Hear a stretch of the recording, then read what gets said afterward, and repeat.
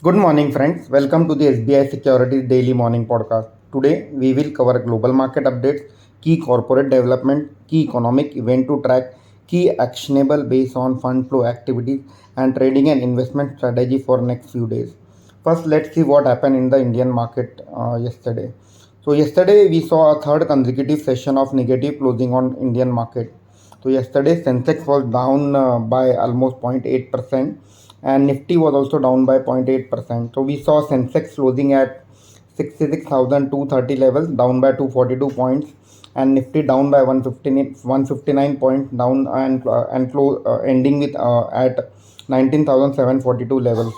So yesterday we saw correction, especially in the PSU banks across the all the PSU banks were in the red yesterday after a massive rally we have seen during the last week. So there were some private banks which were in red at the same time. Auto sector was also in red. Let's move on what happened yesterday evening in the developed market. So yesterday we saw a US jobless claim data which came in US market, and US jobless claims has fell to the lowest level since Jan 2023, and this is further reinforcing the case for a higher interest rate and for a longer period of time. This led to the increase in US 10-year bond yield to 4.5%. Kindly note this 10-year bond yield in US is the highest since October 2007. At the same time, 2-year treasury yield also increased to 5.15%. This is again at 17-year high. So overall, this led to the correction in the US market. So we saw Dow Jones, Nasdaq, S&P 500 down to the tune of 0.5 to 1%. The cut was very deep in the small cap index Russell 2000. So we have seen Russell 2000 correcting by 1.6% in the US market. Coming to the Europe, in European market we saw FTSE, CAC and DAC, all three indices were down in the range of 0.7 to 1.3%. And in terms of key economic events, so we saw yesterday evening Bank of England monetary policy, and they have maintained status quo. They have maintained the interest rate. That was led by a pleasant surprise in falling inflation in Britain day prior to yesterday. Mimicking the European and American market, today Asian markets are also trading in red. So all the key Asian indices are down to the tune of 1%. As of now, GIFT Nifty is also trading down by 100 points, and it is currently trading at the levels of 19,680. Moving on to the key other parameters which we track on a daily basis. One is the Brent crude. So crude oil prices continue to hover near $93-94 per barrel, a little bit worrying sign for Indian economy. Dollar index is trading close to 105 level. USD INR trading flat at around 83 levels, and India VIX is trading in the band of 10 to 11. So nothing much to read over here. Moving on to the fund flow side, so yesterday we saw selling to the tune of almost 3,000 crore from foreign institutional investor. Kindly note this is the third consecutive trading session where we have seen a negative figure from foreign institutional investor. However, this was offset by buying to the tune of 1158 crore by domestic institutional investor. So if overall I have to sum up how the market pitch report is looking, it looks like overall sentiment is negative from a global market perspective. However, what I feel is that Indian market may also open in the red today, and then may gradually recover during the day, as we have seen a three consecutive session of correction in this week. And once we open in the red, we may see some short covering and recovery during the later part of the day. Now let's move on to the key actionable, which are the key news in focus today. So the most important development today is on inclusion of India's government bond in the JP Morgan Emerging Market Bond Index. So it is likely that 23 government bonds will be eligible to be included in this JP Morgan Emerging Market Bond Index, and it will be included in the index from the month of June 24. with a weight of 10%. Kindly note, it won't be a straight away 10% inclusion in the indices. So 1% inclusion will start from the month of June 24, and gradually every month 1% will be added, leading to the overall 10% weightage in the JP Morgan bond indices. So this may lead to the overall inflow of 20 to 30 billion dollar in the Indian bond market, and this augurs well for rupee, as well as this will increase the liquidity in the bond market in medium to long term. So, but one has to remember that this will start from next year, June 24. So, although it is sentimentally positive from Indian economy and rupee perspective, but one has to keep in mind this is not a short-term development. So, this will start from next year. Moving on to the next development, which is on Glenmark Pharma. So yesterday there was an announcement that Glenmark Pharma will sell 75% stake in Glenmark Life Science for rupees 5,652 crore to Nirma at rupees 615 per share, 615 per share. After the stake sale, Glenmark will continue to hold 7.8% stake in Glenmark Life Science. Nirma has to come up with a mandatory open offer for the shareholders of Glenmark Life Sciences. Kindly note that Glenmark Pharma, which is selling stake in Glenmark Life Science, has currently the debt of around 3,200 crore rupees, and the management has went on record to say that the money which will be received from the current stake sale will be used to deleverage the balance sheet. And going forward, Glenmark Pharma will continue to focus on sectors like dermatology, respiratory, and oncology, plus complex generic in the US market. What we believe is that post this deal, we may see some re-rating in the Glenmark Pharma, and this augurs well for the shareholders of the Glenmark Pharma. Now moving on to the next development, which is in SJVN. So yesterday we saw a very good response from institution to the SJVN offer for sale, and though subscription was approximately 2.5x the number of shares offered for sale. So government has decided to exercise the green shoe option, and the indicative price which is coming from the yesterday's bidding is around 69.64 rupees per share against the floor price of 69.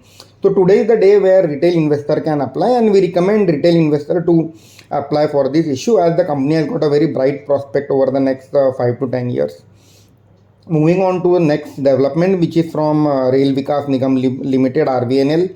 So the company has formed a joint venture with Tracks and Tower Infratech for construction of 6-lane Greenfield Varanasi Ranchi Kolkata highway for rupees 1200 crore, 1271 crore, and this is positive for RVNL shareholders in medium to long term.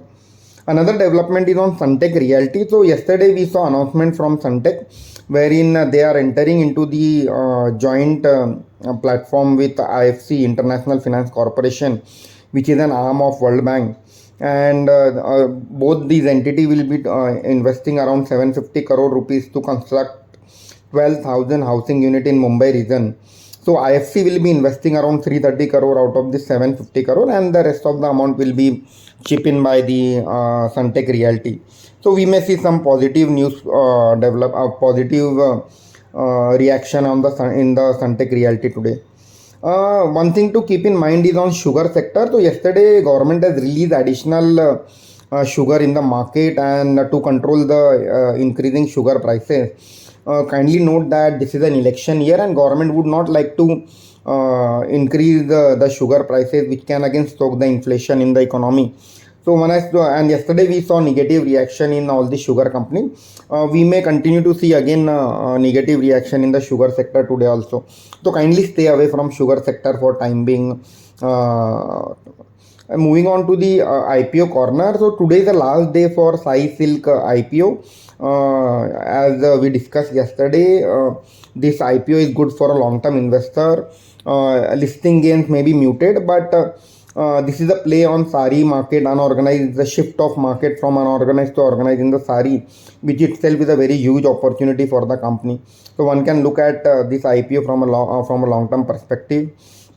Today, a very small company, which is Manoj Vaibhav Jewelers, is opening for IPO.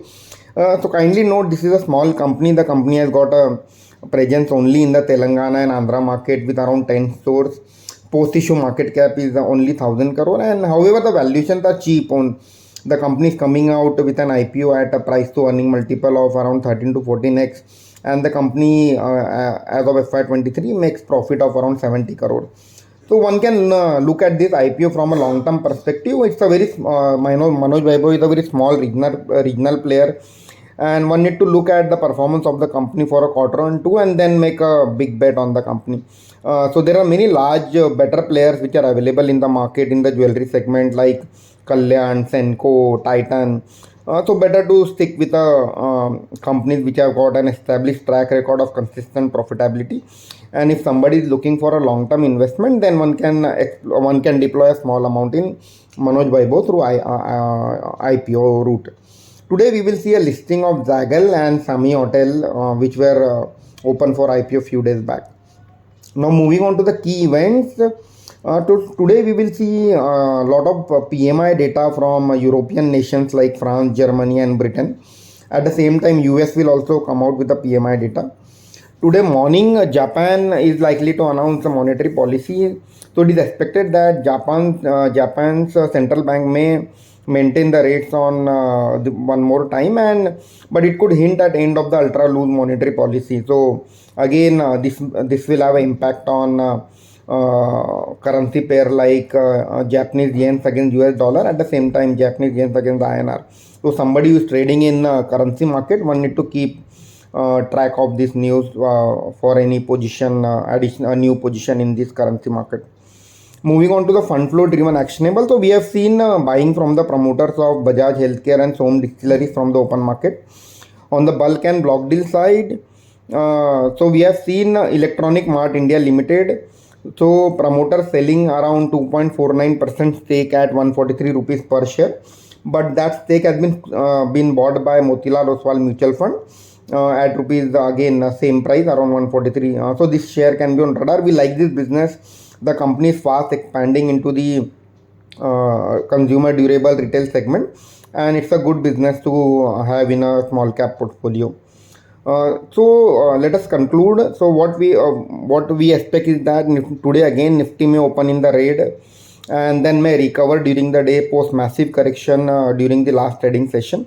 So we may see some recovery in the second half of the trading session today. Again, the market, broader market will consolidate. However, we may see some stock specific news driven action in the market. We recommend traders and investors to stay away from sectors like oil marketing companies due to high crude oil prices and sugar sector. So sugar sector was in fancy since last few weeks on the expectation that India's sugar production may go down. However, one has to keep in mind that government has gotten sufficient stock to temper the sugar prices, and one should stay away from this sector as of now. And if somebody is sitting on profit, one can book profit in sugar sector. If somebody is a medium to long term investor, then he can focus on sectors like FMCG. So companies like Hindustan Unilever, Tata Consumer can be on radar. Infra sector, their valuations still look reasonable. So companies like KNR, PSP Project, PNC Infra can be on radar. Capital good companies like Cummins can be on focus. Power companies like NTPC, Power Grid, JSW Energy can be on focus. At the same time, we have seen some correction in the smart meter companies. So companies like Genus Power can be on focus, and select auto ancillary companies can be on the focus, can be on our radar. Yeah, thank you and good day. That's all for the day.